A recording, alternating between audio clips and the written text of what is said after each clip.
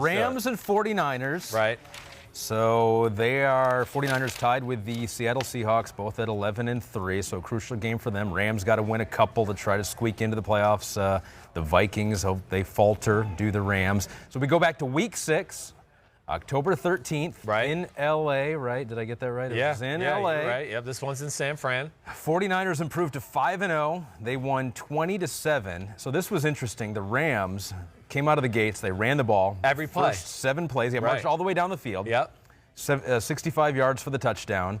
DeForest Buckner said for the 49ers, he said they took it personally after that drive because they were able to run the ball down their throat. And it looked like, okay, the Rams may be able to do this the entire game. Right. To the point where the Rams thought it too. And Jared Goff ended up throwing for a career low 78 yards. After the game, he said, quote, "We were running the ball so well early. We were trying to stick to that. We just never got in a rhythm in the passing game." Yeah. So they ran the ball down their throat. The 49ers defense got mad. Right. And that was basically it for the Rams. That was the it. offense did just enough for the offense for the 49ers. Looking back on it, doesn't seem like it was lights out. No. But they just did enough. No, did enough. And I think, okay, so let's start with the Rams offense versus the 49ers defense. I mean, the Rams offense, you said it, the first drive was great. Other than that, they had one other drive where they end up getting down to the 1-yard line and have a 3rd and goal on the 1 at 7-7. Just before halftime. Just before half, and get stopped on 2 straight half-yard they need to score a touchdown. They don't get it, running right up the middle with Mac Brown. So they get nothing there, all right? But I think other than that first drive you mentioned and that little drive there, which I'm going to say was like 46, 48 yards, they got a punt and got it in good field goal position. They could not do anything else for the rest of the day. I mean, they got physically dominated at the line of scrimmage. And I do think that Shanahan probably helped Robert Saleh out as far as the defensive coordinator. They were all over some of the pass concepts that the Rams had. Whitworth, the offensive line, just got totally obliterated really after that first drive for the rest of the game, whether it was pass game or run game. I mean, come on, the Rams had 157 yards total offense. That's insane. They were 0 for 9 on 3rd down. That kind of says it all. Now, what's different about that side of the matchup now? Maybe the Rams are a little bit better run-blocking offense as of right now. But other than that, there's nothing else I'm going to sit here and go, oh, the Rams have improved on this or gotten greatly worse at this. No, I don't. They've been feeding Todd Gurley maybe a little bit more. Last game against the Cowboys, but they were down just 20 yards versus the Cowboys. But before then, they started to get him back involved, no doubt. And I would think that's going to be part of the attack again, especially early on in this one. Now, for the 49ers, they're going to be without a cast of characters that were in the first game, that were difference makers. I mean, no Quan Alexander. He's not going to be there. D Ford's not going to be there yet. There's no Ronald Blair. There's no DJ Jones. These are under-the-radar, really awesome second unit defensive lineman for the 49ers. Jaquaski Tart, I don't know his status yet for this week, but he made a number of plays during the game. So the talent on the field for the 49ers will be less than.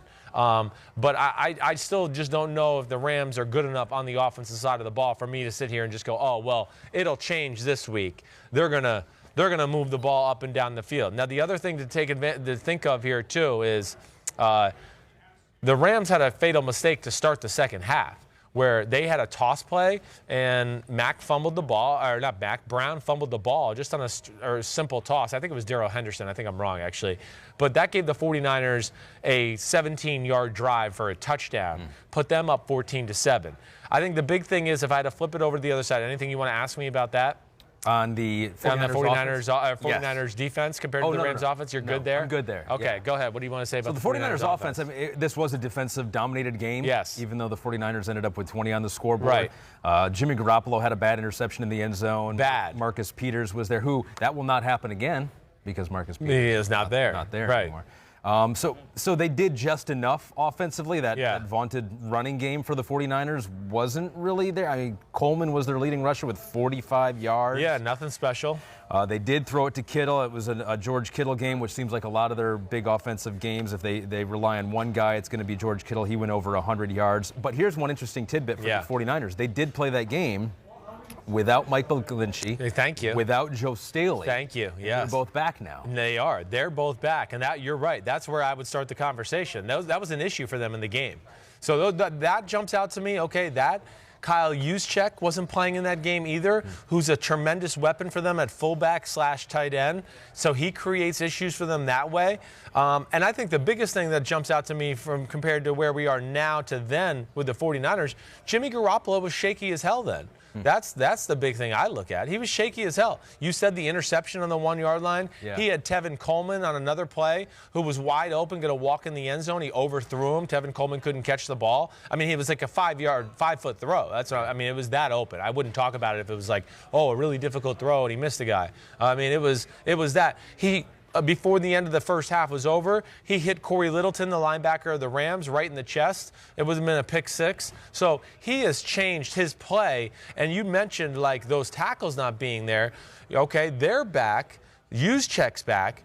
Emmanuel Sanders wasn't there. Deebo Samuel was not part of the offense then. I mean, their offensive receiver at that point was Marquise Goodwin and Dante Pettis. They far exceeded what they were doing earlier in the year now with Deebo and Emmanuel Sanders. So they're a different football team in the offensive side of the ball. I expect them to have more success against the Rams this time around with the healthier O-line and the more weapons in the pass game. And they really got over a hump in that game, too, because the Rams had dominated Sean McVay over Mike Shannon. This really was this was a big game for the 49ers because it proved that start against some lesser quality teams. We knew they were for real after this. Yes, yeah, this was a big game for them. So now what's different this time as well is the 49ers had won every game up to that point. Now they're coming off a loss where they could be even losing 2 out of their last 3. Correct.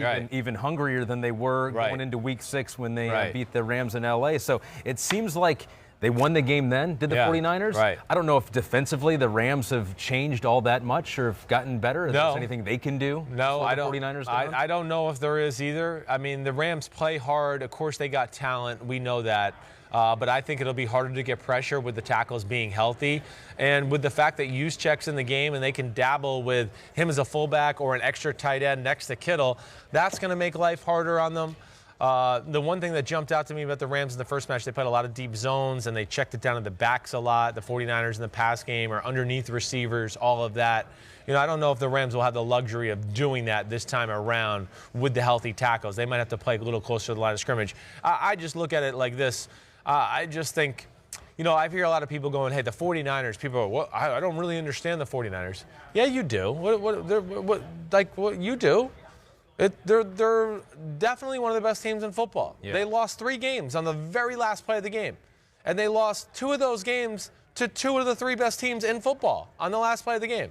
The Ravens and the Seahawks. Now, last week, they played underwhelming. But even with that and all the injuries they had, you know, they lost on the last play of the game once again. So we know what the 49ers are. They just didn't play well last week. And it was tough to come up for a 4th game in a row after you've just played the Packers, who are the number 2 seed, the Seahawks, who are the number 1 seed, and the Ravens, who are the number 1 seed. So, like, let's keep that into, you know, reality a little bit. Like, it's hard to get yourself up 4 weeks in a row like that. And they played a team with common knowledge in the Atlanta Falcons. They kind of caught them sleeping. Who's rising, too? Atlanta's playing so much better than they did at the beginning of the year. I mean, there's a lot there. I would be concerned about the injuries on the defensive side. Yeah, I think that's concerning. Point, you need to get the guys back or you run out of depth. Yes, I don't think it's going to be an issue when it comes to the Rams. I guess that's what I'm saying. I don't know if the Rams are great enough to expose it right now. But, yes, as far as the playoffs are concerned, they need those guys healthy.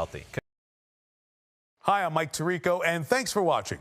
Make sure to hit subscribe for the latest news and highlights from NBC Sports.